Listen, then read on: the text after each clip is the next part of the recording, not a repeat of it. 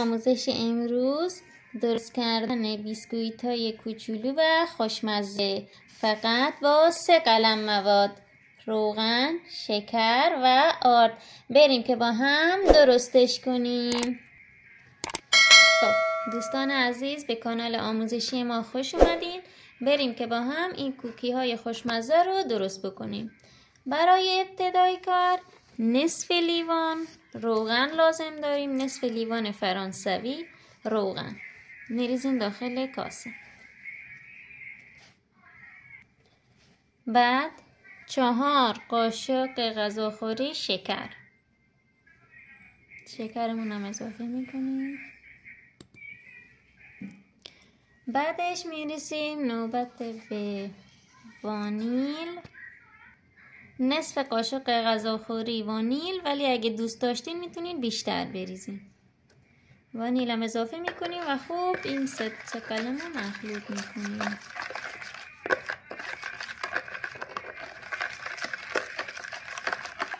خوب هم میزنیم تا به هم روغن و شکر مخلوط بشه. دوستان عزیز، حالا که تا اینجای ویدیو اومدید لطفاً ویدیو رو لایک بکنید و کانال ما رو مشترک بشید تا بتونیم ویدیوهای بیشتری براتون بذاریم. تو کامنت ها بگین که شما هم از این کوکی ها دوست دارین یا نه.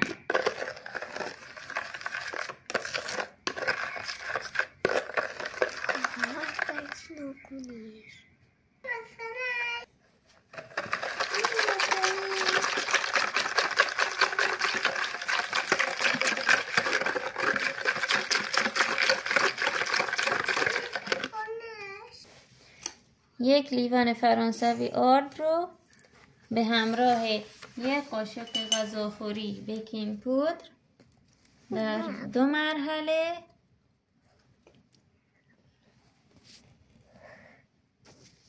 بهش اضافه میکنیم.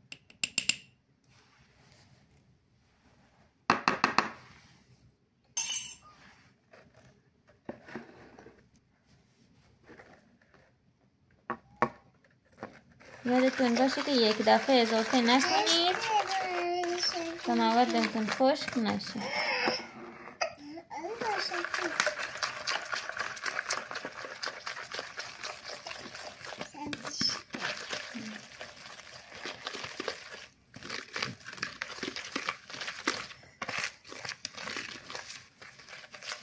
خوب مخلوط میکنیم.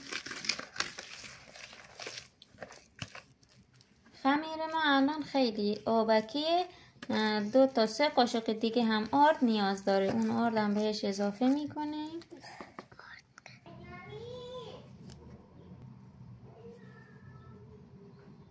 حواستون باشه که زیاد آرد نریزیم.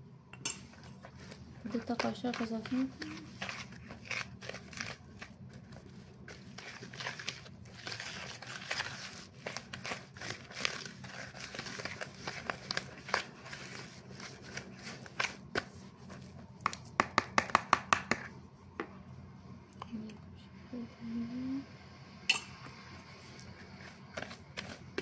دوستان عزیز، خوشحال میشم بدونم که شما از کجا دارین ویدیوهای ما رو تماشا میکنین. خب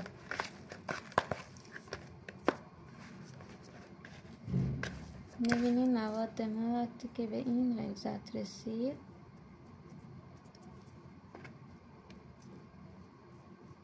الان خوبه. بعد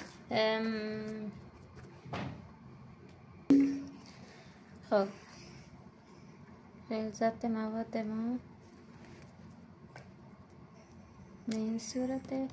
من دوست دارم که بهش رنگم اضافه کنم. از رنگ خوراکی قرمز استفاده میکنم. چند قطره دیگه سبز.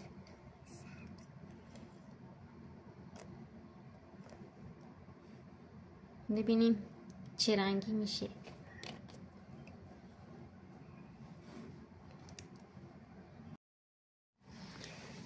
خب ببینید مواد ما این رنگی شده. حالا بهش کشمش اضافه میکنیم. این کشمش های خوشمزه رو بهش اضافه میکنیم.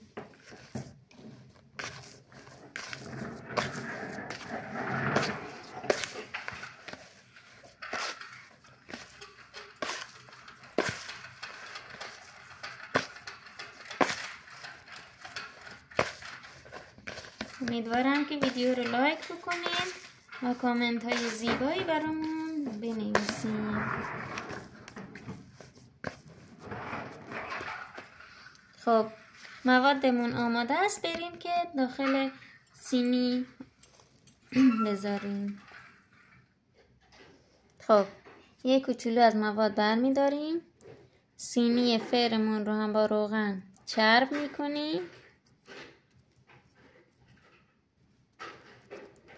بعد موادمون رو میذاریم داخل سینی فر.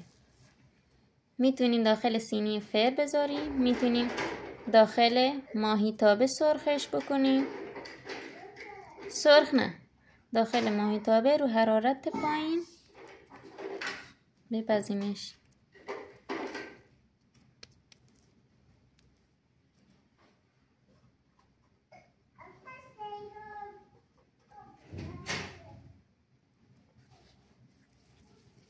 دیم اول موادمون دایره دایره بکنیم به هر شکلی که دوست داشته باشیم. میتونیم با هر ماسوره یا هر چیزی که دارین تو خونه میتونین بهش شکل بدین.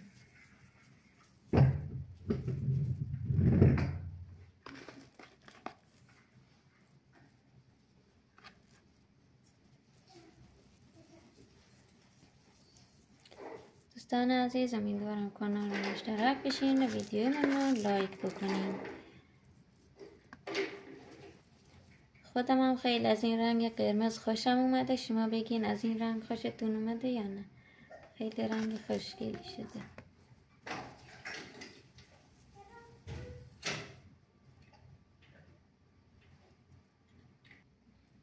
به به، ببینین چه رنگی داره. امیدوارم که درست بکنین و ازش لذت ببرین. تو فر 150 تا 180 درجه 15 دقیقه بذارین تا خوب بپزه. بعد گیرین بالایی رو هم خاموش بکنین آخرای کار. خب بریم که توی فر آمادش کنیم. اگه که توی ماهیتابه درست میکنین یا توی قابلمه هم دماشو کامل بیارین پایین تا توی 15 دقیقه تا 20 دقیقه آماده بشه. نوش جان. خب ببینین دوستان عزیز، کوکی ما آماده است. بسیار نرم و خوشمزه. نوش جان. امیدوارم که درست بکنین و ازش لذت ببرین. لطفاً کانال رو مشترک بشین و ویدیو همون رو لایک بکنین.